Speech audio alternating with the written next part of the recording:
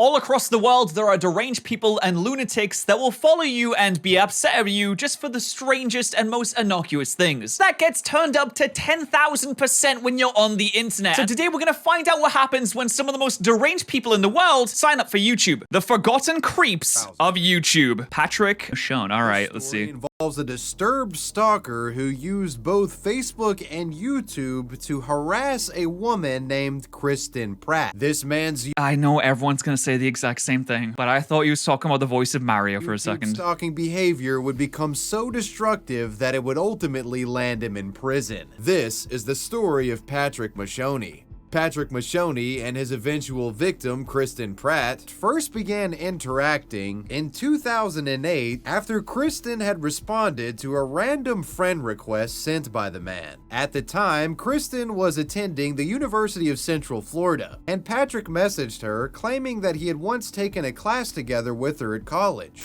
While Kristen didn't remember Patrick, she did go back and forth with him for a couple of messages, even later citing that Patrick seemed like a pretty nice guy in these initial interactions. Oh no, that's how it always starts out. It always starts out as, oh, he started as a pretty nice guy, and then he's gonna start tipping his fedora, and then he's gonna start talking about how women won't give him a chance and that they always like the bad guys instead, and that you can't win if you're a nice guy in the world.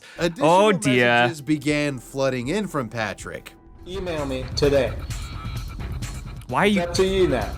Okay, why would you record an image or like a video with your phone pointed downwards? I would assume if you're talking to this lass, it's because, you know, you want to be friends with her, you want to get to know her a little bit more, maybe something like that. The worst thing that you could possibly do is do this angle. This makes everybody look bad. No one can look good at this angle. And also it just like you just look like a serial killer from here. You got the completely blank wall. It's just not a good look at all. Save your own life. And it wouldn't take long Save your own life. for the Wait, what? truly depraved nature of this individual to become apparent. Patrick. Oh, is he dropping into the deep end already? He said save your own life? I thought he was gonna start off with like, I'm gonna act like a normal person and then get really creepy. Are we just starting off really creepy? Are we speedrunning it? Michonne was an aggressive stalker who used Facebook and YouTube to perpetrate harassment. And Kristen Pratt of Florida was both his obsession and victim. Despite Jesus. Kristen not wanting much of an interaction beyond that first back and forth about them apparently being classmates, Patrick continued to incessantly message her. The man made obvious romantic advances towards the woman that she would ignore, and after being ignored, he would grow extremely aggressive. While most would move on after rejection, Patrick was a mentally unstable individual that became fixated on any woman that showed him attention. And Dude, that's the scariest thing that can happen in a situation like this, is even if you do everything right, even if you're ignoring them, you maybe block them, don't give them any attention, don't even lash out in a negative way, just no contact whatsoever, that they will still keep going. Even though it's so incredibly easily understandable, this person wants nothing to do with you because they never respond to anything that you say. They'll just keep going. I don't understand. This is a lack of self-awareness. It's scary, man. To his initial message was enough for him to think that he had a chance with this girl. Disturbing messages quickly evolved into full-on harassment videos being sent to Kristen. Patrick would send these threatening video messages via YouTube. What's he saying? For a life, Kristen Pratt. That's a very, very unwise decision. Don't make me do something stupid. You're still playing games. All I'm asking, so let me over one night. You can't keep ignoring me. You can't. What do you do in that situation? You call the police? The crazy thing is, even in this situation, the police aren't gonna do anything. They're gonna look at the videos and be like, well, has he actually like done anything? Has he actually come up to you in real life? Oh, he's just sent a video? Pfft, well, sorry, so we can't do anything. Maybe you can try and get a restraining order on him. Maybe the police will go in and like pay him a visit and be like, listen, you can't be a creepy weirdo anymore. And he'll say, sorry, Mr. Policeman, I won't be a creepy weirdo anymore. And then he'll just keep going.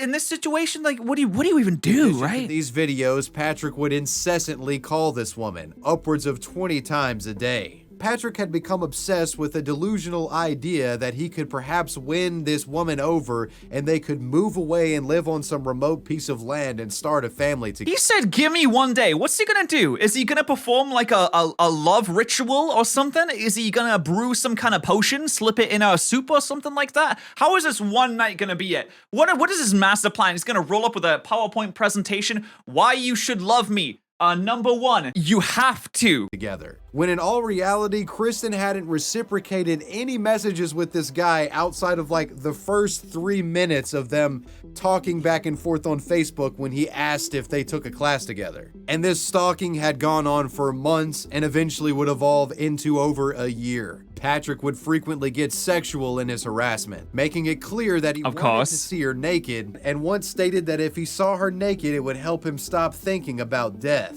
I don't know if I can hold her here, but he wanted to just have me stand there naked, and that would be the best thing that he could think of. It would keep him from thinking about death for at least 6 hours.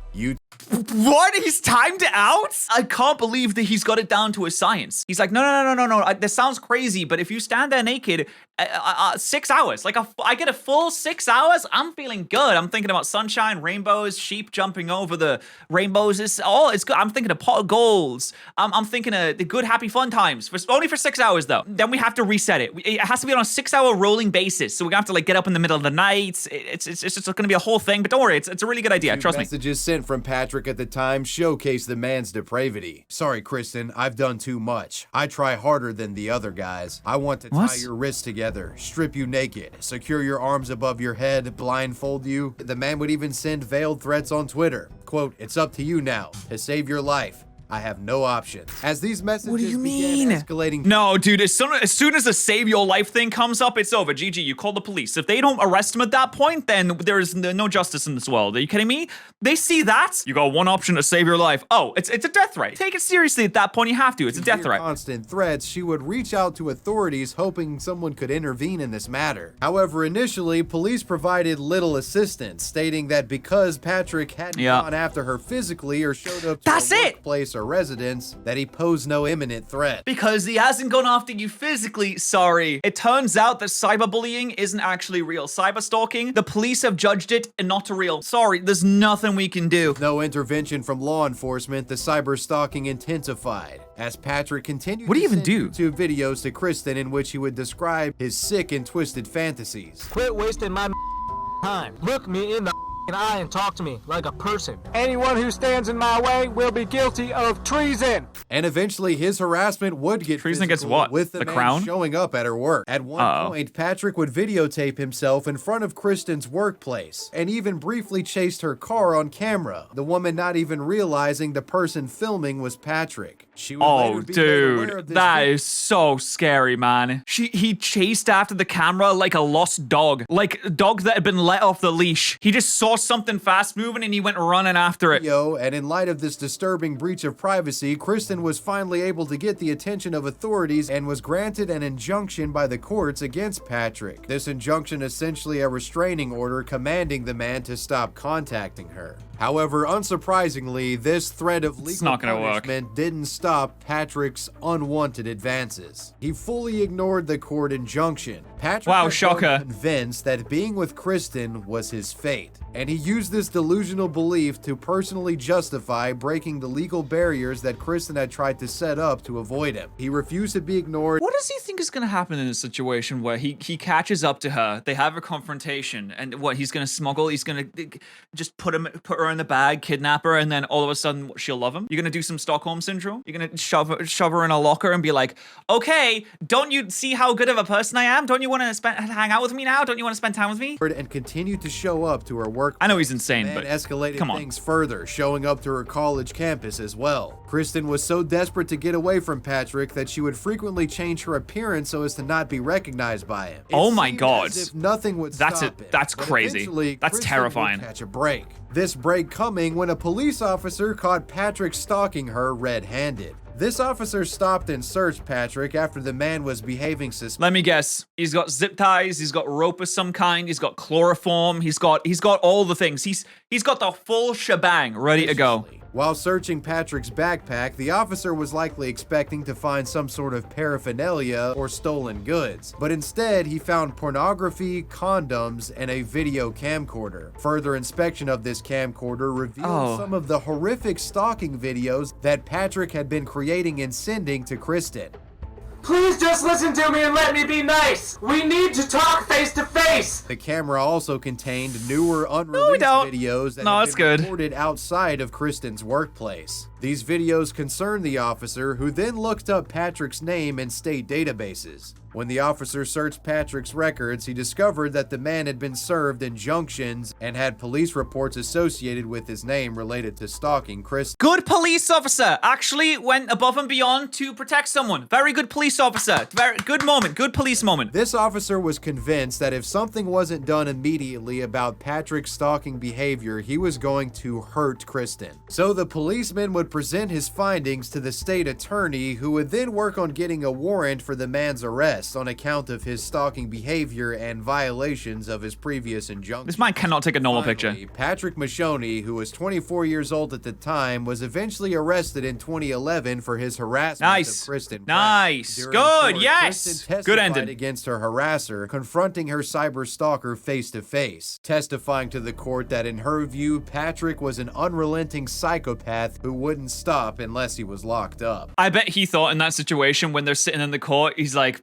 she's gonna look over to me. She's gonna realize that we're supposed to be in love. The whole thing's gonna get dropped. It's gonna be great. I bet that was going through his broken, deranged mind. Always nervous and frightened that at any moment I could walk out of a building and nobody would ever see me again. I know what's gonna happen.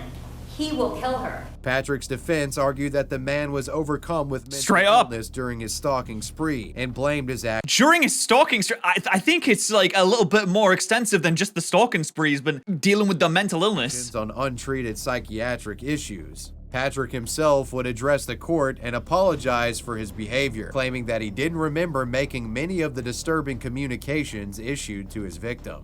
Oh, that's scary. I apologize to her, definitely for scaring her. I honestly don't even remember. The man would later be found guilty. State prosecutors were seeking a 15-year sentence, arguing that Patrick was a danger to society and it would be a benefit to the public if the man was locked up for as long as possible. Yeah, However, put him away. The state was only able to get a fraction of the time they requested. No. In 2012, Patrick Mashoni was eventually sentenced to serve 4 years in prison after being convicted and found guilty of cyber stalking. All right, I'm all about rehabilitation, but man, it's gonna take a bit longer than that. He said he didn't even remember making the videos. Like straight up, he was a threat. Even if he comes out and he stops being obsessed with Kristen Pratt, then he's just gonna go after someone else. Lesser sentence resulting from him taking a plea deal. Patrick would spend a total of 2 years in prison and was released in 2013 due to time served. Oh my god, if I was that last, I would be absolutely fuming with that situation. 2013? That's not enough time to even get over it. He's probably still thinking about it. Part of his sentencing, Patrick was reportedly given probation that banned him from using the internet, and he was prohibited from ever good luck with that. Kristen Pratt again. All right, being banned from using the internet, that's a pretty big punishment, I'll say. That's a big punishment. This punishment has kept Patrick from stalking other victims online. Really? As for Kristen, she has spoken out on many occasions regarding Patrick's harassment.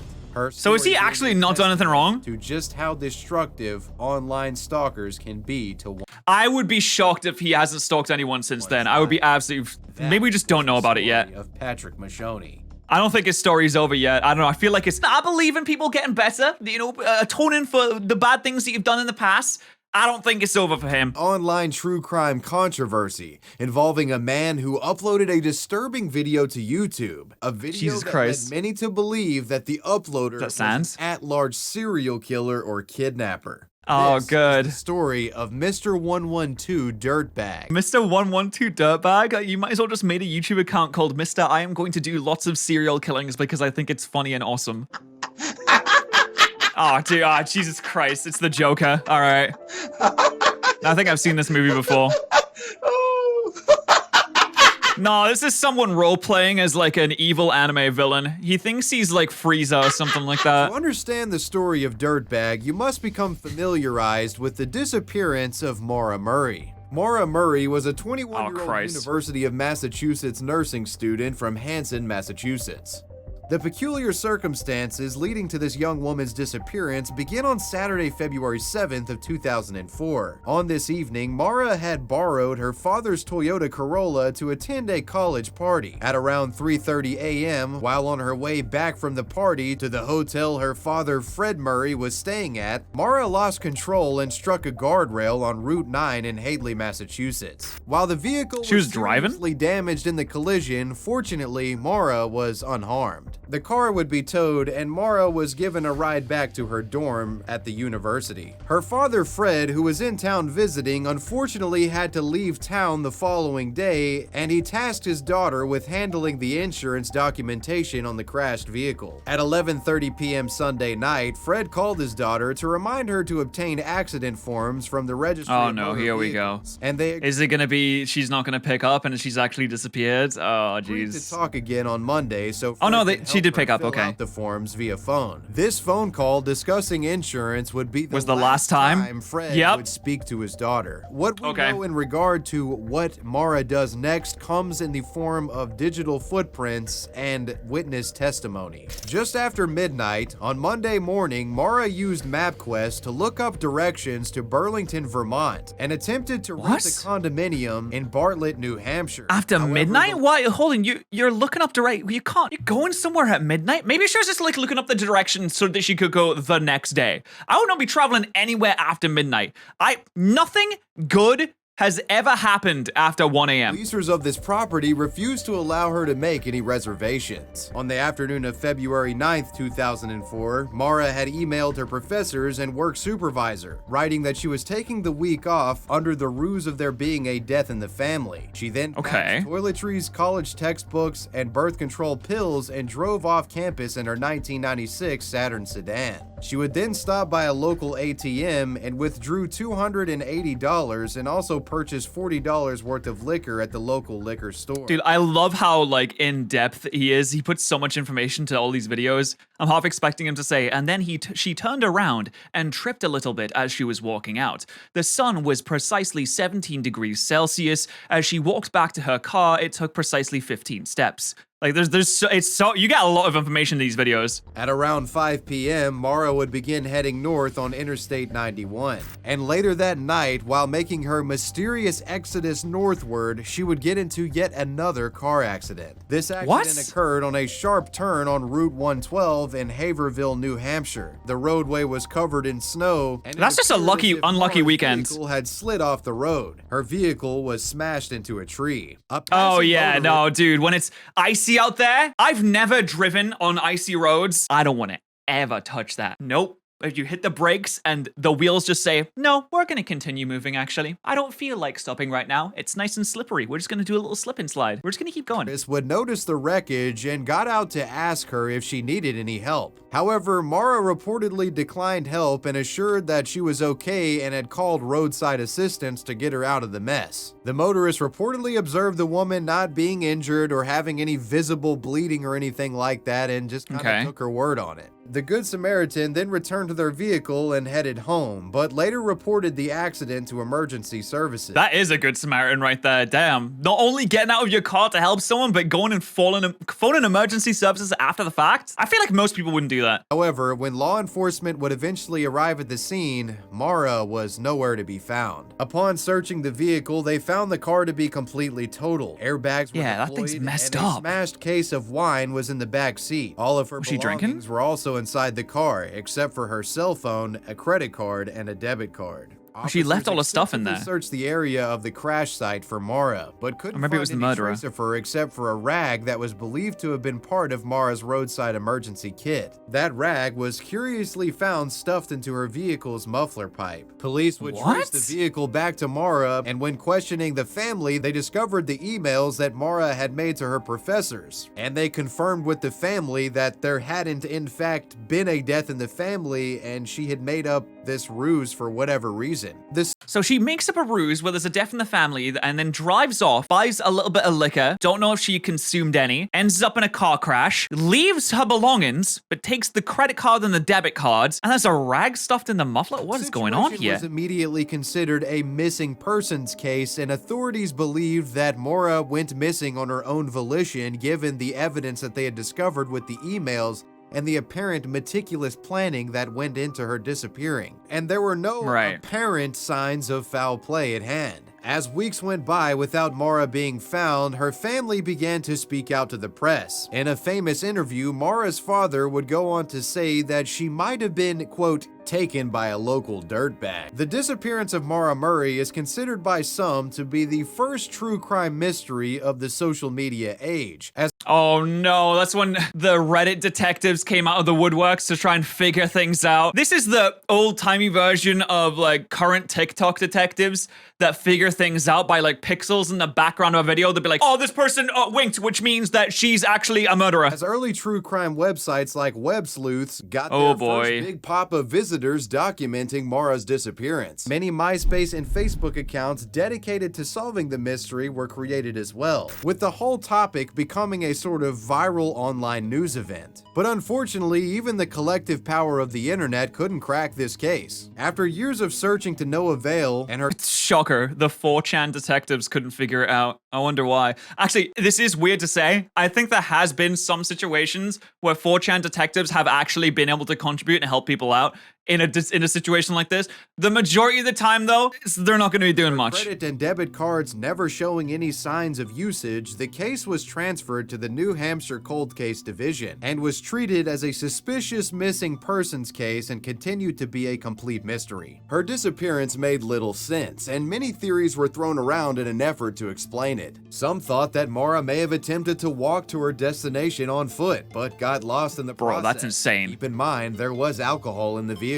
Others had more sinister— How drunk do you have to be to get in a car crash and then be like, I'll just walk it, even though you know it's so far away, like through a snowy woods? I think if I'm absolutely placid in this situation, and I have been absolutely placid in the past, I don't have the confidence to just say, I'll just walk it. When it's like tens of miles away and it's snowing outside, I'm like, no, absolutely not. I'm not doing that. Even if I am disgustingly drunk. Explanations, believing that Maura was kidnapped by an opportunistic killer traveling the roads. Whatever the case, nobody could provide any solid evidence that could prove these theories. However, almost 8 years after the disappearance of Maura Murray, a YouTube video would be uploaded to the site. A video that convinced thousands that Maura had been kidnapped, possibly even murdered by a serial killer, and this man was still at large. On February 8th, 2012, what, the guy laughing? It would be uploaded to a YouTube channel known as Mr. 112 Dirtbag. This video was a little over a minute long and featured a middle-aged man eerily laughing while staring at the camera. I think this is a troll. I mean, to be fair, like having a 50-year-old man do a random internet troll like this, you'd think this would come from like a 20-year-old or something like that, someone a little bit more in tune with the internet. But calling yourself Mr. 112 Dirtbag because 112 was the road and Dirtbag was what the dad called a potential person that may have kidnapped her. It seems like a troll. It doesn't seem like something that's actually serious. Most killers, I would assume, don't want to get caught, so they wouldn't do something. I don't know. Maybe I'm an idiot, though. This just seems way too, like, on-the-nose goofy. This is the goofiest thing. If it's real, then it's so deranged. But it seriously just, it reminds me of Frieza from, like, Dragon Ball, when he blows up Krillin. Near the end of the video, if he's trying to cosplay as an anime supervillain and he's an actual serial killer, then something has gone too wrong with our society. The man's laughter suddenly stops and the uploader winks as the screen transitions to the words "Happy Anniversary." There's no way. Why would you put your face in Performing it? a surface level analysis of this video, one might leave it thinking it nothing more than a video of a man trying to be creepy on YouTube. However, when one is given a bit of extra context, yeah, he thinks he's Doflamingo. implications of this video's creation become far more sinister. Some of the more observant would make the connection that Mr. Dirtbag's Happy Anniversary video was uploaded to YouTube on February 8th, which the same day? so happened to be a day before the 8th anniversary of Maura's disappearance on February 9th. It was the day before, so he couldn't even count correctly. How are you gonna say happy anniversary and then post it on the wrong day? Additionally, people were quick to point out that Mr. 112 Dirtbag's name was likely a reference to the quote given by Fred Murray during news interviews regarding This his is the daughter's weirdest part, I think. disappearance, where the man claimed that she might have been taken by a local dirtbag. Also, the 112 in the dirtbag name seemed to have been a reference to Route 112, the highway where Mara disappeared. Was this Mara's kidnapper publicly bragging about his involvement in the young woman's disappearance? No, because if he goes outside, it's over. If you upload a video to YouTube and it goes viral, everybody knows what you look like. And he put his full ass face. I know it's like 240p quality, you can barely see anything, but you can still make out the general features. He looks like a balding 50-year-old man with glasses, and he's got like 3 teeth.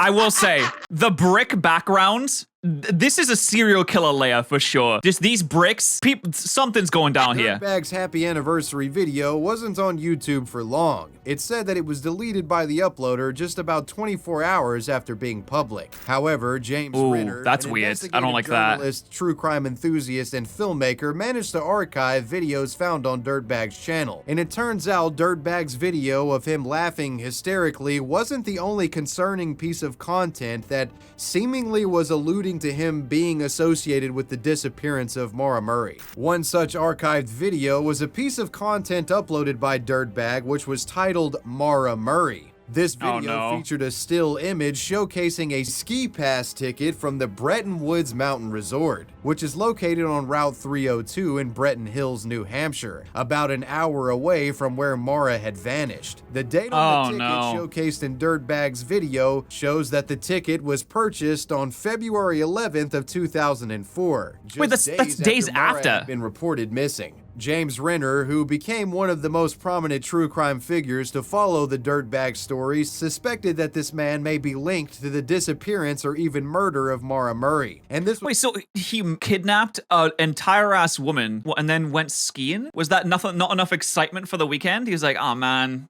it's been a little slow this weekend. I only killed one person, gotta go skiing now. Was a sentiment shared by many online at the time.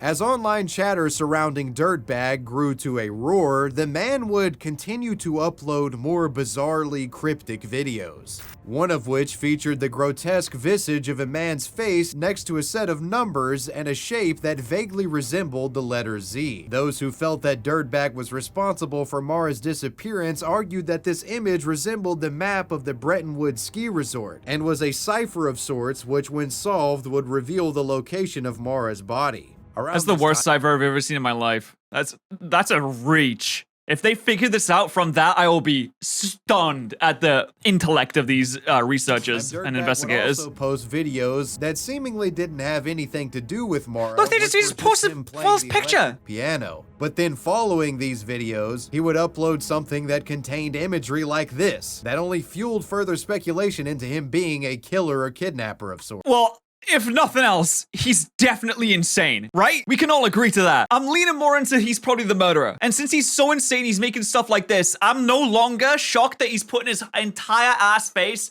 with the fedora on in his YouTube videos. It's like he wants to get caught. Eventually, Mr. 112 Dirtbag's videos would be reviewed by the New Hampshire Attorney General's office. Authorities would perform a rigorous investigation into Dirtbag's content to see if there was any truth to this deranged uploader being responsible for Mara's disappearance. And to the disappointment of anyone who was seeking closure in regard to this story, it was determined that Mr. 112 Dirtbag was a phony, and his laughing video essentially a hoax. According to a report from James Renner, the individual behind the Mr. 112 Dirtbag channel was identified as Massachusetts man Alden Olson. I knew they'd find him. Massachusetts, Olson was very familiar with Mara's case due to him being in relatively close proximity to most of its developments. Alden Olson, aka Dirtbag, would never fully elaborate as to why he created his extremely disturbing happy anniversary video. And unsurprisingly, he received tons of hate online for its creation. Bro, he got 28 comments on that. One thing Mr. Olsen has he probably looked at that and said, damn, this doing numbers. reflected on since being revealed as Mr. Dirtbag is how he feels he has been mistreated and misunderstood by the internet for making this happy anniversary video. What? Quote, no exaggeration. This is what the early stages of fascism look like. Oh my I don't God. mean Nazis or communists. I mean fascism with a small Oh my God. Sure, vigilantism, both spontaneous and sustained, has been going on forever. But now it has the blessing of local police, which means it's state-sponsored. It's no longer just some wacky townies, it's fascism. This What? is your government talking. They focus less on ethnic heritage, such as being Jewish, although they do that, too. What is and on happening? Random fears within themselves, but projected onto others. They beat, ridicule, torture, murder, and ostracize women who have had abortions, men who drink too much, homosexuals, mere readers of political pamphlets with which they disagree, and What is men happening? who laugh on YouTube for no reason. They Oh my God. in concert with police, keep people under surveillance, intimidate them, spread nasty and false rumors about them. In no small numbers do they focus on people they regard as merely odd, misfits, the socially unskilled, the handicapped. Many have offered Fascism is when I upload a video insinuating that I kidnapped and murdered a woman and people then think that I'm a bad person. That's real fascism. None of that, none of this World War II stuff, like, none of that. Real fascism is when I get made fun of for insinuating that I killed a human being. That's the real bad stuff. Claiming that the intention of his disturbing content was done to create viral spectacle, which would in turn expose more people to the Maura Murray case, reinvigorating interest in solving it. This is like the Logan Paul excuse. And while in some way It's like, no, guys, the suicide forest was to bring awareness to suicide and help us prevent it in the future. Come on, guys. Dirtbag was successful in this regard, his online behavior was irresponsible to say the least, and was definitely not appreciated by Maura's family. The family would end up actually commenting on his video content, calling it, quote, cruel and hideous. The That's an outrage understatement. against Mr. 112 Dirtbag would eventually die down, and the name has faded from the public consciousness, with it only being remembered by those invested in the Maura Murray case and folks with a penchant for offbeat YouTube lore. As for What was the thought process going into this? He sees the whole situation. Missing woman, Maura Murray. Oh no, okay, it's a missing woman. This is awful. We need to bring attention to this. We need to do something about this. How am I going to bring attention to it? Do I talk about it? No. Do I help with an investigation even though I'm not supposed to? No, we shouldn't do that either. Should I sit in front of a camera and laugh maniacally and then wink at the camera and then say happy anniversary on the anniversary of the potential killing of a woman? That's it. That's what we do. That's the play. That's how we do it. That's how we help out, right? That's the best idea. Maura, the woman still remains missing to this day, and the family continues to look for answers. In 2021, bone fragments were found in Loon Mountain, New Hampshire, approximately 25 miles from the site of Murray's disappearance. This was thought to have been the first lead in close to a decade. However, it was later determined that these remains weren't from Maura Murray, and it appears that the case will unfortunately remain unsolved as we approach its 20th anniversary. There's two possible things that could have happened here, right? Either she got killed or she died in the forest somehow and they just haven't been able to find it, or she just wanted to scalp her. She just wanted to like disappear. And at that point, if you want to disappear, you're not going to reunite with your family. If you stumble in the forest and somehow pass away that way, potentially could still be found, maybe? That was the story of Mr. 112 Dirtbag. Our next story is the disturbing tale of Robert Rehan, a man who serially requested people on YouTube to send him videos of them shitting. What? Oh, is this gonna be a goofy one? Is this gonna be a funny, goofy one that's not weird? Oh, that's a crazy intro.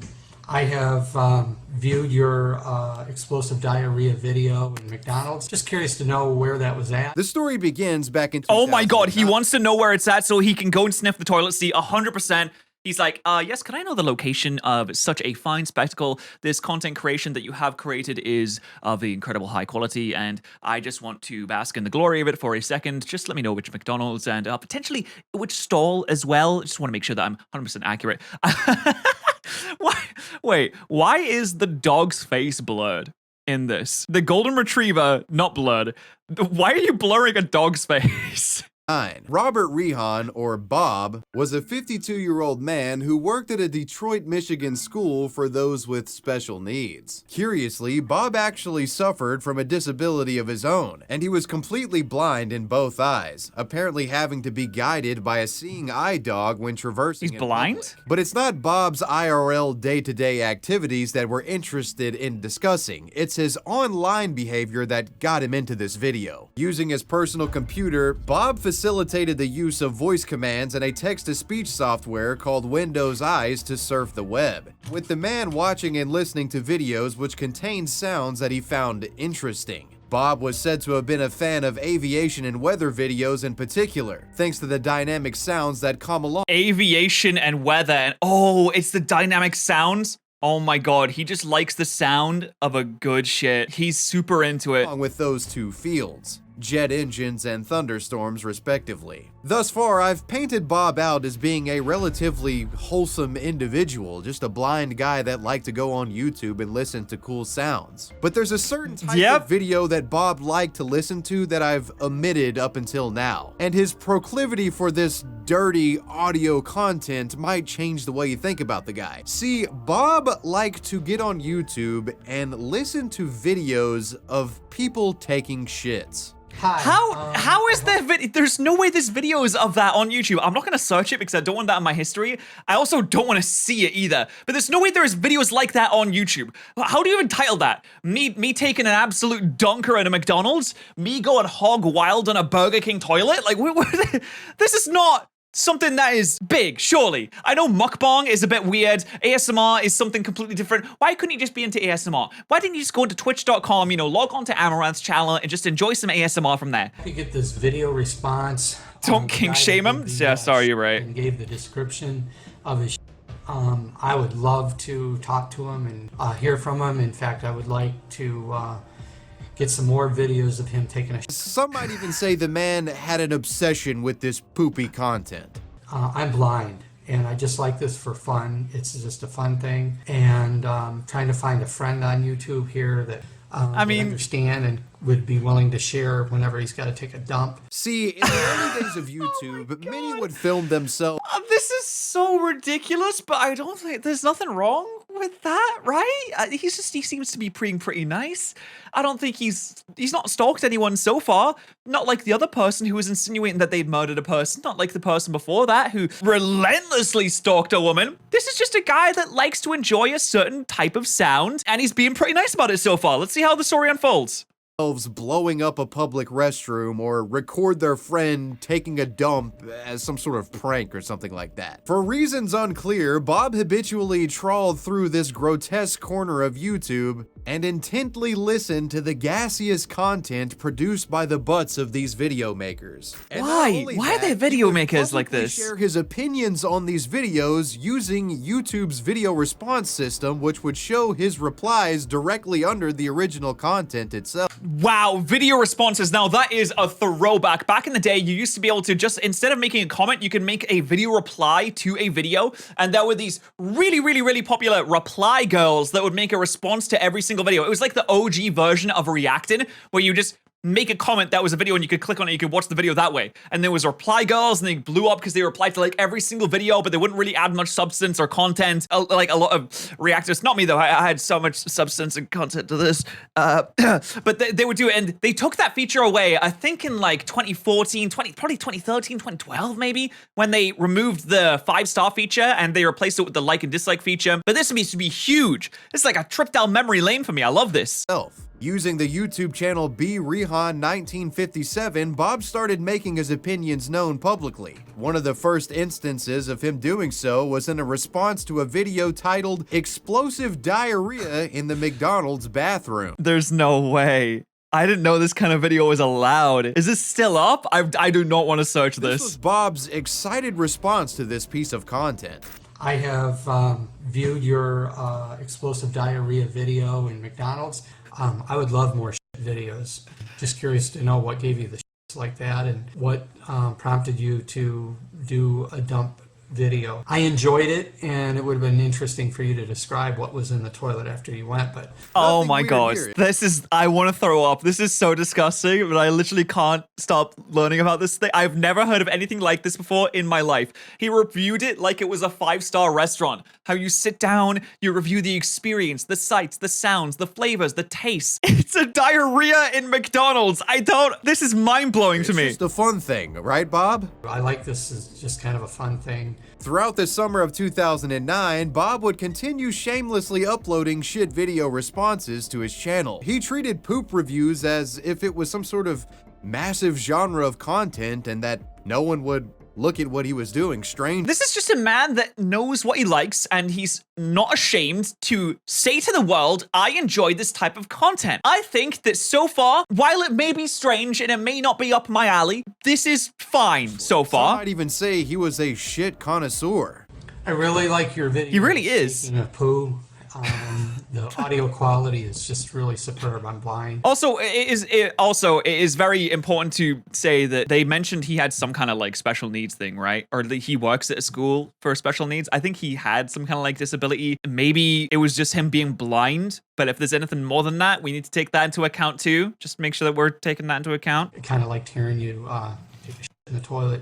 Typically, in Bob's response videos, he would have a plethora of questions for the original shit poster. First, he would inquire if the pooper was in fact the person taking the crap in the video, due to him not being able to visually confirm this because of his own impairment. Were you actually taking a shit or not? I'm a blind person, and I would have liked to have heard you taking a dump too, as well as talking and stuff. Bob also wanted the uploaders to describe what the feces looked like after they had relieved themselves, along with a count of how— Wait.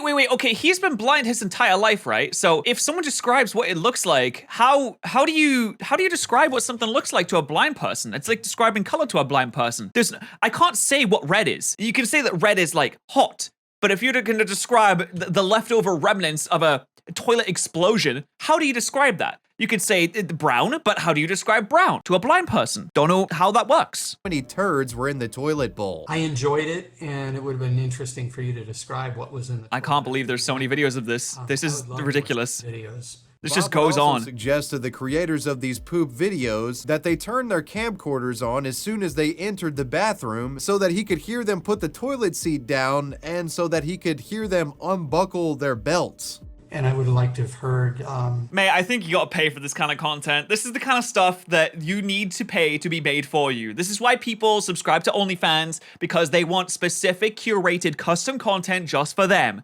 They want to be able to request a girl to wear a certain outfit. This is the same situation. You have to pay for this. You gotta dish out the moolah. If you want someone to do things specifically, it's gonna cost a few buckaroos for that, man. You put the toilet seat down and undo your pants and your belt. Height and weight was also of interest to Bob, and he wanted to make it clear that he appreciated poops of all sizes and from people of all shapes. That's awesome. That's great. Poop enjoyer. That's For me, since fantastic. I don't know, what I'm seeing on the screen. Just curious to know how tall you are, what you weigh. And before you had wiped, I would have liked you to have told me what it looked like in the toilet and stuff. However, one thing that was a non-negotiable with Bob is that there couldn't be any background noise or giggling that could distract away from the sounds of the bowel. Oh yeah, this is serious stuff. Also, he takes it like seriously. they say, I keep the appreciate fan that. off whenever you do record. I know it was on at one point, but it was, I just enjoyed hearing you go to the bathroom. Here are some various highlights of Bob's responses to these poop videos that were uploaded to YouTube. Is there any Wavy Webster spent a very long time researching this video. I mean, oh my god, we are like not even halfway done with Bob here.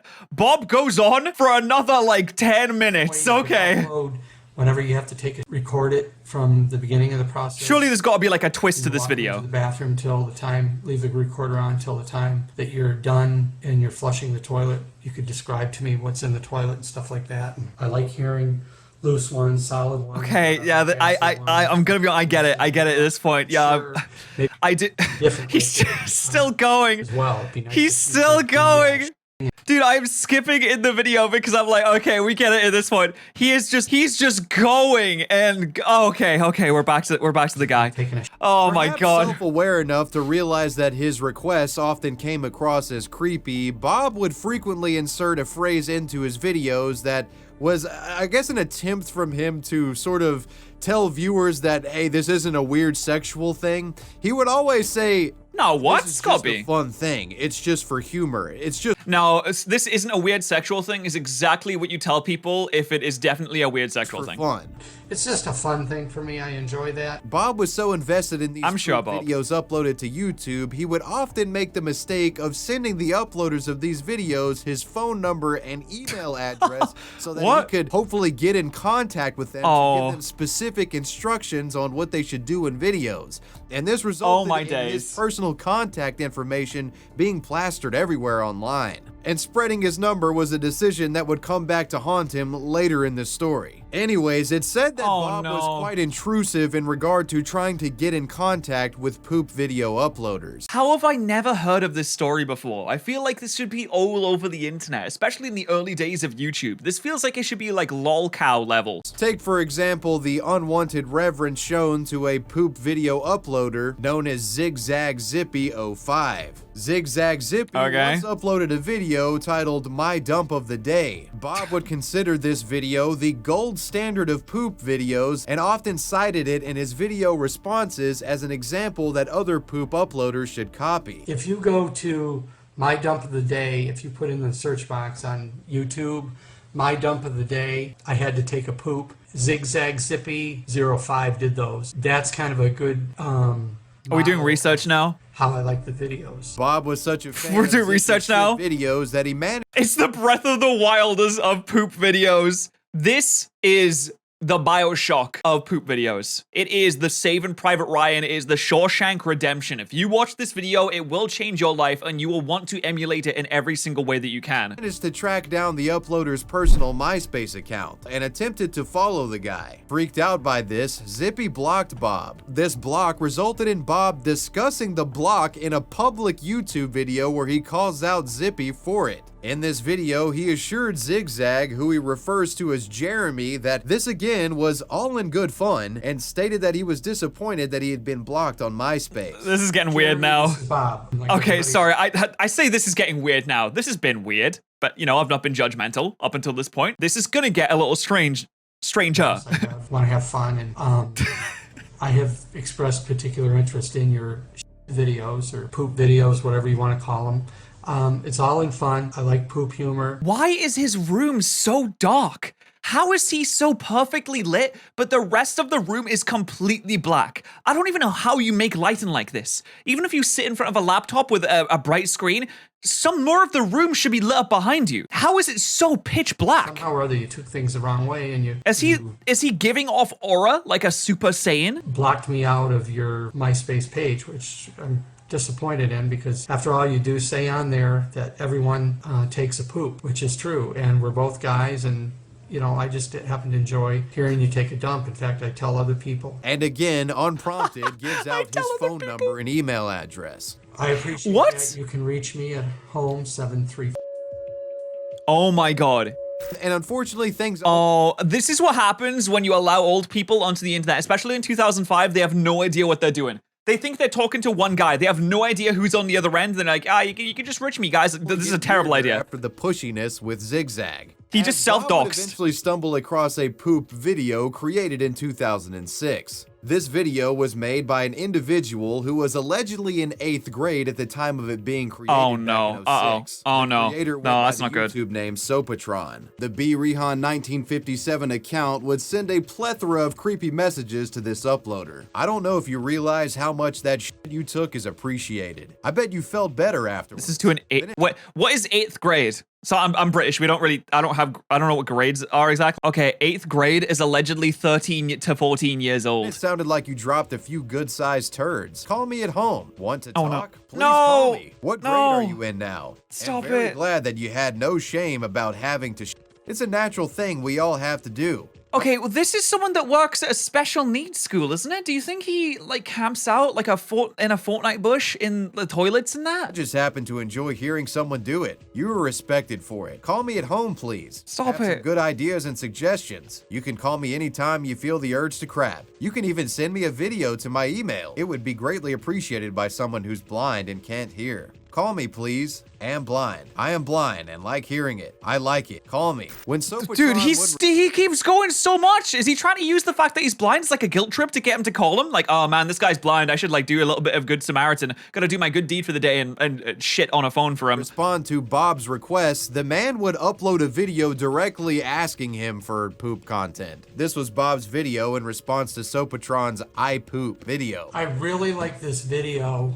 I poop. I don't know I can't get over the fact that he's reviewing it like it's a M. Night Shyamalan movie. the guy's name that did it, but I really would like to talk with him and share and compare and whatnot. I've been checking your website here lately, Sopatron. I've seen a lot of good crap videos on here, but I've seen a lot of bad too. And I would like He's reviewing James it. or whoever it was to share more of his and stuff and even I cannot believe how long this has gone on for. I'm truly astounded that there was this much content to even show from this. you know, like have the recorder on. In other words, at the very beginning when he's walking in the bathroom here and put the toilet seat down, undo his pants and sit down. Okay, yeah, he's really going on for a while with this, aren't he? He's really going in. Videos and upload them to my channel. I just like it for fun. And Naturally, it wouldn't be long before Bob's bizarre poop request videos would catch the eye of internet trolls. Uh-oh, Internet trolls 4chan's felt getting on that it. Bob should probably not be on YouTube and considered him a disgusting creep. But they also saw him as an easy target, somebody they could fuck with for the sake of comedy. With this in mind, trolls would begin uploading their own videos, pretending to unbuckle their belts and empty their bowels. Because Bob was blind, they would add visuals to these videos that the man couldn't see. And when sent these videos, Bob would unwittingly believe them to be like actual submissions from people who obliged his bizarre requests, and he would genuinely Aw, man, he's review blind. them. One such Aw, video dude, he's got this blind, man. response. Hi, Barry. Thank you for the video. I enjoyed hearing you unbuckle your belt. However, Oh, I didn't Jesus. hear you set the toilet seat down. He is really. Is he going to shirt off in his profile picture? He does. He has a shirt off in his profile picture. Oh my days. What is going on? You sounded like you dropped something in the toilet rather than sitting down and hearing the come out of your butt and drop in the toilet. Oh, That okay, wasn't this is that too in-depth. echo effect you get when you sit on the toilet to take a dump or pee. Some trolls would even jokingly describe their stools in a sexual manner, and others got creative, splicing random clips on the internet together to make it sound like a bowel movement. Oh my, are we really getting an example here? This is...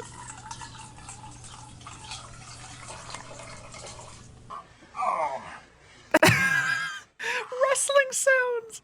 What? What? Dude, he's not gonna get fooled by that. He's a connoisseur of this. He knows what this sounds like. That's way too easy. You've done a terrible job at making this video. Suggestion to the creators of these poor quality shit videos, Bob referred them to Zigzag's gold standard video. I appreciate the video, but when you do it again, please use Zigzag Zip 05 as an example as to how to do them. Since I need the audio, let me hear you undo your belt and pull down your pants and set the toilet What if seat you down. don't wear a Then I belt? want Do you think he will rate your video lower if you don't have a belt? Like I don't wear a belt a lot of the time unless I'm wearing like jeans or something like that. So if I submitted a video, would I get rated down for that? you when you were sitting, then peeing in the water, farting, and then dropping turds. In Bob's obsessive quest to obtain new poop videos, he now found himself being unwittingly flooded with, you know, dozens of hoax poop videos, and also he was giving out his phone number and email left and right to internet Oh, trolls. man. This resulted in the man receiving various prank phone calls with— Dude, I just don't understand how he gets the room to look like this.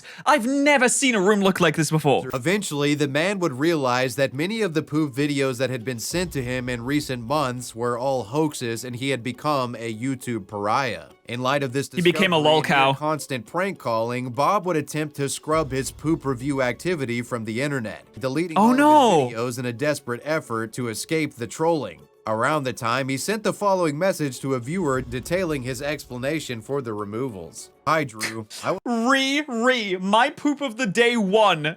try not to leave, but I don't deserve being harassed and accused of being it. I only regret that I felt a little too comfortable. And Okay, more what? information. All right, this was a long time ago. Let's keep that in mind. But I find it really hard to feel bad for someone that was sending incredibly creepy messages to a 13-year-old. I would feel bad for him if he didn't do that.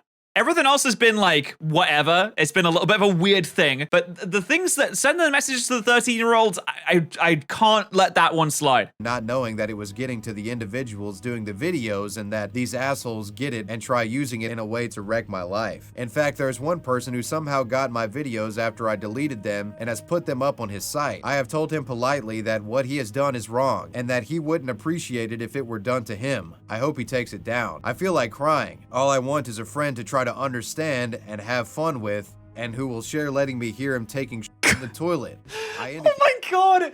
Just when it seems like he's writing out something that is real from the heart, has human emotion in it, he just adds the fact that I just want to hear people have a shit. It's like every sentence, every piece of content that he creates is directly related to that. And he says it's not a sexual thing, which I don't know him exactly. I could be wrong. I'm gonna make the assumption that it is. This in all the videos. Also, how can I get my information off of Google and Wikipedia? Oh, what mate, Bob you don't. Would soon have That's to come it. to terms with is that the internet never forgets. Trolls had archived his videos and would re-upload them just as fast as he could delete them. This resulted The internet in is forever, Bob mate. sending takedown requests to some of these re-uploaders via direct messages. I am asking you kindly to remove my videos. If you do not, I am going to report you to YouTube support. I would greatly appreciate you removing my videos.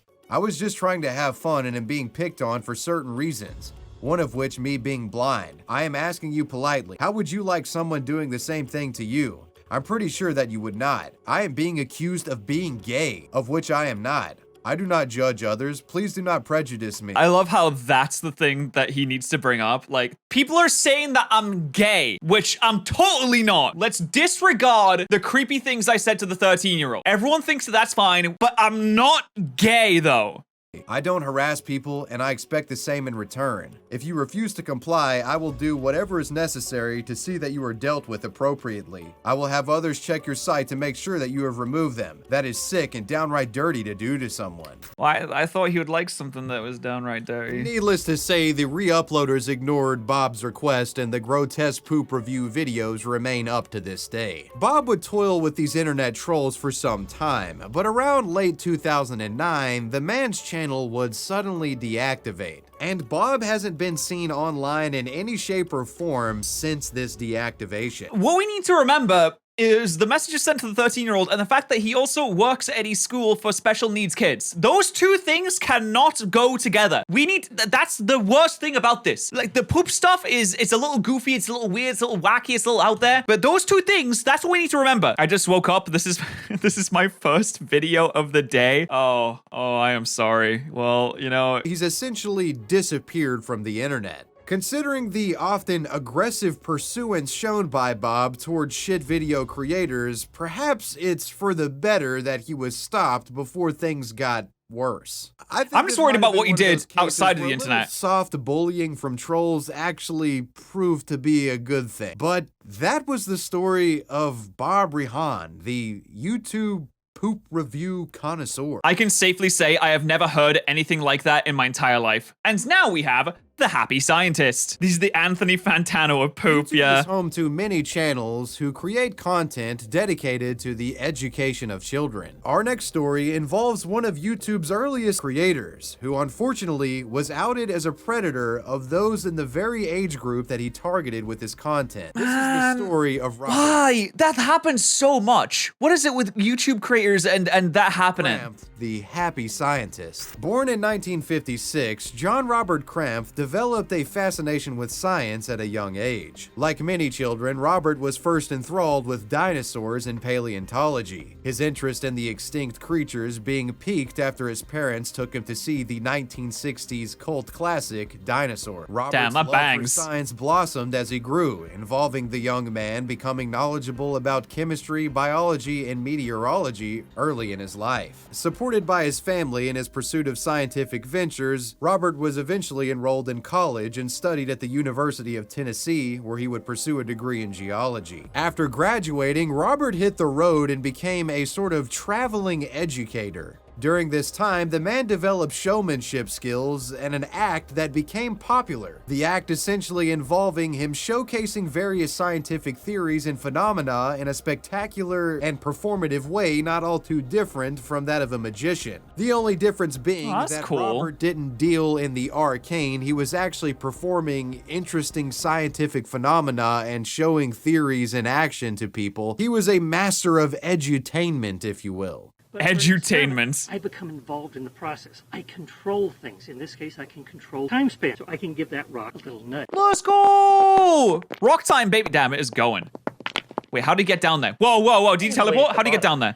In 2006, Robert would begin making and uploading science-related videos to a YouTube channel under the name... Dude, he started in 2006, man. That is as early as you can start. YouTube opened in 2005, and they didn't allow you to upload videos until, like, what, 2006? Maybe late 2005, something like that. Like, he was one of the first YouTubers that ever existed. And he was pretty old as well. He was on the cutting edge. Shame about, like, the nonsense. The Happy Scientist. I'm Robert Pratt. Welcome to the Experiment of the Week. Dude, he was like the original Vsauce. I'm really getting Vsauce vibes from this. Is there anyone else? Close to 8,000 subscribers in the early days of YouTube. And 8,000 subscribers in 2006 is the equivalent of having like 5 million subscribers now. An even more impressive video view count, with one of his lectures garnering close to 1 million views. What? In 2006? Okay, it may have been a few years afterwards. That's the equivalent of having like 100 million views now. That's insane. A website that helped catalog his videos, and he posted these YouTube clips across various sites to expand his brand. The Happy Scientist brand would become well known in the online community. When a school or parent needed a fun science video to show to children, his channel was often one of the first places they would go. It really seemed like Robert, the Happy Scientist, could do no wrong. He was like the cheerful, jovial Bob Ross. But he sure proved them wrong. He said, oh no, I can definitely do some wrong. In fact, let me do the most wrong thing that you can do. Of science content. He had a decades-long legacy of educating others and helping the youth develop a passion for science. However, what we'll find is that Robert wasn't a man free of sin. He was simply really good at hiding it. Now let's fast no, forward it's like about Jimmy Savile. 15 years into the future. As the COVID-19 pandemic began to hit its peak in the summer of 2020, Robert's... What? Dude, wow. He has been around for a long time. The Happy Scientist? I've never heard of this YouTuber before in my life. I can't find him on YouTube now. I assume that his channel has been deleted, but a 15-year career on YouTube? That is so long. That's the longest, that's like the oldest YouTuber in the world. World as a science educator would begin to unravel as dark secrets kept hidden by the man would be brought to the surface for all of his scientific peers and the rest of the world to see. According to authorities, in September of 2020, Robert shared digital files containing September 2020? Pubescent children with an IP address that was part of an undercover investigation helmed by the FBI. As a result of this, authorities obtained a warrant and searched Robert's home in Utah. In their investigation, authorities found thousands of images and lewd videos of children in more than 20 hard drives, including a 4-terabyte hard drive, while searching Graham's home in Kane County. Why is it whenever you hear about a situation like this, they always say it's like thousands and thousands of images and that they have terabyte hard drives? Terabytes! How many videos could that even be? If you have one, like, it's over. Why would you have thousands and terabytes of footage? You don't even need that much. I don't understand it at all. To report, some of these images featured children as young as 4 years old. Quote, Dude. We opened 2 or 3 of the folders out of thousands and were quickly overwhelmed. It was so egregious. Man, I feel so bad for the investigators in this scenario that you have to comb through all of this so that you can charge someone appropriately, that you have to look at this stuff. I will never, ever be jealous of someone in that situation. Immediately, you know it needs to be analyzed by the FBI Computer Forensic Lab, so we packaged all the evidence to send to Salt Lake City. One detective. Imagine clocking into work one day and that's what you have to look at. I will never complain about my views being down on YouTube ever again. Not gonna do it. It was also found that Robert had been engaging in this disgusting CP content for years, with none being the wiser that the happy scientist child educator was actually a depraved predator. He's a nonce. Operation led to Robert, who was 64 at the time, being arrested and charged with knowing and receiving and possessing pornographic images of a minor who had not attained 12 years of age. Shortly after his arrest, Robert's YouTube channel was permanently suspended. Yeah, no wonder. No wonder I couldn't find it. Robert pled guilty to 1 count of receipt of CP. After striking a plea One count? prosecutors agreed to dismiss 1 count of possession of CP in exchange for this guilty plea. In the end, Robert Krampf was sentenced to serve 4 years in prison. 4 years? I thought he'd be locked up for the rest of his life. I thought that was GG. You get like a life sentence. You get 4 years for 4 terabytes of CP? This story is yet another disturbing example of a YouTube 4 years? who appears wholesome on a surface level. Bro, there are people that like have weeds that go away for like 10, 15 years. This is ridiculous. That is so broken. You're walking around with a little bit of weed? No, can't have that. We'll lock you up. You're a danger to society. We're gonna put you away for like 10 years. Oh, 4 terabytes of CP? Well, how about a year for each terabyte? You know how much a terabyte is? That's a lot of data. Level, only to later be revealed as a disgusting predator. Now, if he gets put in general population as a prison and they find out what he got arrested for, it's over. GG's. There's no way. Was the story. Well, he's in prison though right now, right? Well, you made it to the end. Well, we had some wacky stories, we had some scary stories, and we had some pretty insane stories. But that was an absolutely fantastic video from Wavy Web Surf. If you want me to react to a video, let me know in my Discord server.